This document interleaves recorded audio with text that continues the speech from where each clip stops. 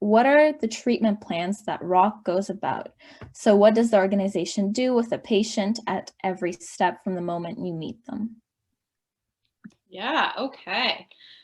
So basically, ROC, for those of you, just in case anyone doesn't know what ROC is a children's mental health agency, and we're located in Halton region.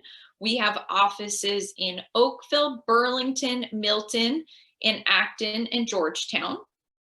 And we, prior to the pandemic, we had walk-in counseling clinics in all of those locations in Georgetown, Acton, Milton, Oakville, and Burlington. And basically, we meet with clients who are anywhere from birth to 18. Obviously, you know, for kids who are little, anywhere from, you know, I would say about 10 years old or really 12 years old or under, their parents are very involved. So even especially for like kids who are 0 to 8, it is mostly caregiver work. I mean, we do certainly work directly with 6, 7, 8-year-olds as well, but we really need a lot of involvement with parents or caregivers at that young age. And then I would say, you know, once youth are kind of more in their teenage years, it really is up to them if they want to involve their parents or their caregivers in therapy, or if they want to do it on their own. We always encourage clients to involve their parents or caregivers to a certain degree, because what we know is research shows that when families are involved, that leads to better outcomes, and that when we can also help support families to support youth, that gets everyone feeling better, because a lot of times even adults don't know how to support their teenagers or their youth. So we always encourage it, but at the end of the day, if you know, a teen wishes, you know, for a certain reason to have therapy on their own and not involve their parent, that's okay too. That's their right. The most important thing is that they're seeking out support and that we get them the support they need. So what we can do at ROC is we have a lot of different services. So we offer counseling and therapy. Counseling and therapy might look like family therapy. It might look for like individual therapy with a client. It might look like groups. So we have a lot of different group offerings. Some of the groups that we have are considered therapeutic groups. So that would be kind of more of a group that is focused on a therapeutic goal, such as reducing anxiety or helping with depression or something like that. But then we also have groups that aren't therapy groups. We have groups that are more what we call like preventative groups. So groups around self-compassion or building self-esteem or building social skills, or you know, talking about body image, or talking about, you know, things that teenagers or youth might be going through. So we have a lot of different groups that we offer. And then we also have some kind of more specialized services. So sometimes people come to ROC that have been really dealing with a problem for a very long time, or the problem feels like very intense. And they need something that's more kind of like an assessment or a deep dive into what's going on for them, because they're not really sure what's at the root of the problem. So we have a psychology team. So a team of psychologists who are able to do assessments for clients to figure out maybe they have a very specific kind of diagnosis, and might be helpful for us to figure out what that diagnosis is so we can better help that client. So that's another service that we provide at ROC. So the ways that you can come to ROC are a few different ways. If someone thinks that they would benefit from a therapy session, just one, you know, immediate therapy session to give them some immediate feedback and some immediate strategies, I would highly recommend coming to our virtual walk-in clinic. And after I provide kind of my answers to these questions, I'll put the phone numbers for the services that I'm mentioning. I'll put it in the chat so people can see. So the way you would come to our virtual walk-in clinic right now, you would call our main number, our main intake number, and you would just tell them when you call, I would like to book an appointment at your virtual walk-in clinic.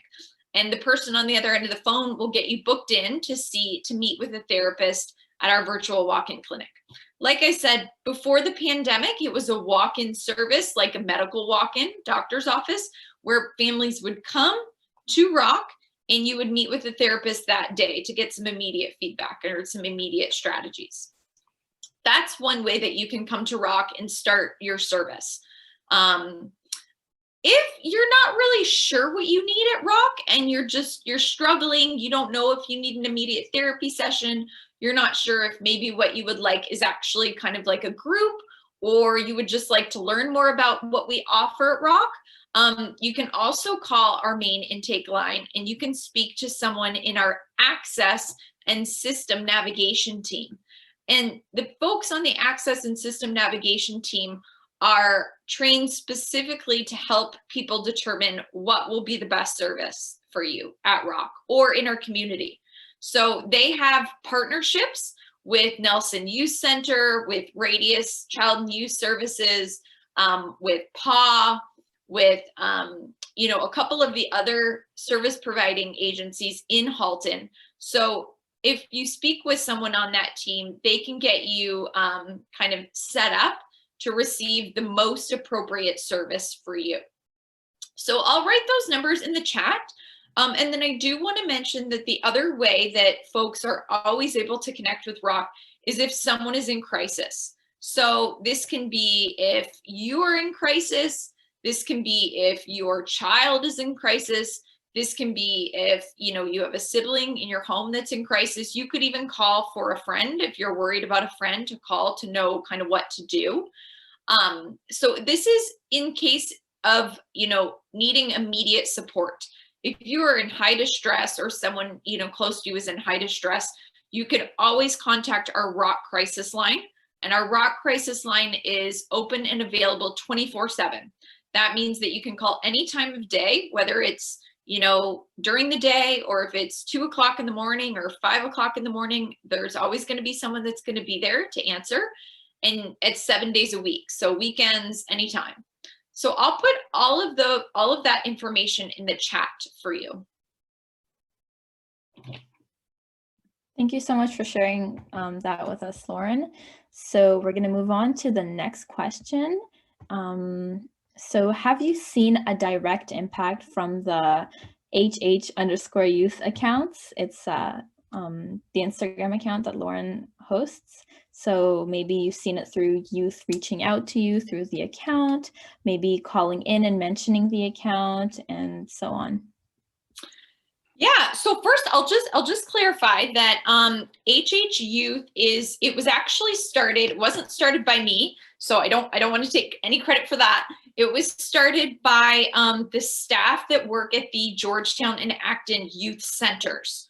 So I am a supervisor of our Rock North Halton team, our Rock Halton Hills team, and part of my role as being a supervisor of that team is that I collaborate very closely with the staff who work at the town of Halton Hills in the youth centers at Acton and Georgetown.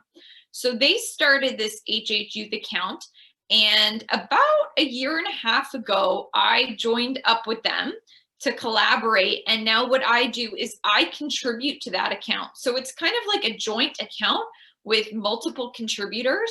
And I contribute the mental health pieces. My team and I contribute mental health pieces. So what that looks like is every week we usually do posts that are specifically related to mental health. We offer tools and strategies for coping with anxiety, depression, other things. We host Instagram lives or other kinds of like interactive kinds of information sessions. We will be having an information session on Instagram Live at the end of June, talking about transitioning from grade 8 to high school. So you can keep your eye out for that. So just want to clarify kind of like that it's definitely a joint effort, which is awesome.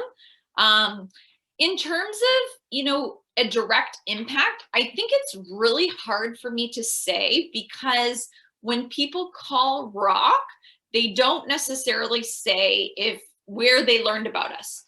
So we don't always know if they just heard about us from a friend or from school or from the HH Youth account. So I would say it's hard for me to give kind of like a really accurate answer to whether like how much of an impact. I think what I will say is that I think it definitely has had an impact because we see that people are viewing the Instagram lives. We see that people are liking the posts on mental health, and we see that people are interacting, like viewing the stories and things like that. So I do believe that it is having an impact because we're seeing kind of views and likes and that kind of thing. The way it's impacting folks, we're still trying to gather information on, like we do surveys and we ask for youth feedback. But as we know, sometimes it's people are really tired and they don't always feel like they want to do another survey. So I totally get that. But I think the fact that we're putting information out there is the most important thing. And we hope that it will just help whoever needs it to help, right? Even if it helps one person on the day that we post, that's good enough. That's great. Then we help that one person. But we do think that it helps, just kind of keep interacting with people. I think the other thing is because of these lockdowns, it's our main way of interacting. So we want people to feel connected. We want people to know who we are, where we are, and that we're here for them and that we're listening to them, to what they need. So that's another thing, is for people on here, if you are following HH Youth, or if you if you want to start following, please do. And please give feedback. There's, like I said, there's times when we do kind of ask for your feedback and we do surveys. So please answer us, but also anytime you want to see posts about something, we love hearing what you want to see posts about. So that really helps us. So yeah. Yeah, that makes sense, especially the part that's the only way that you can connect with youth, especially during the pandemic, since everyone is mostly on the internet, getting distracted on their phones. So yeah, I guess we could move on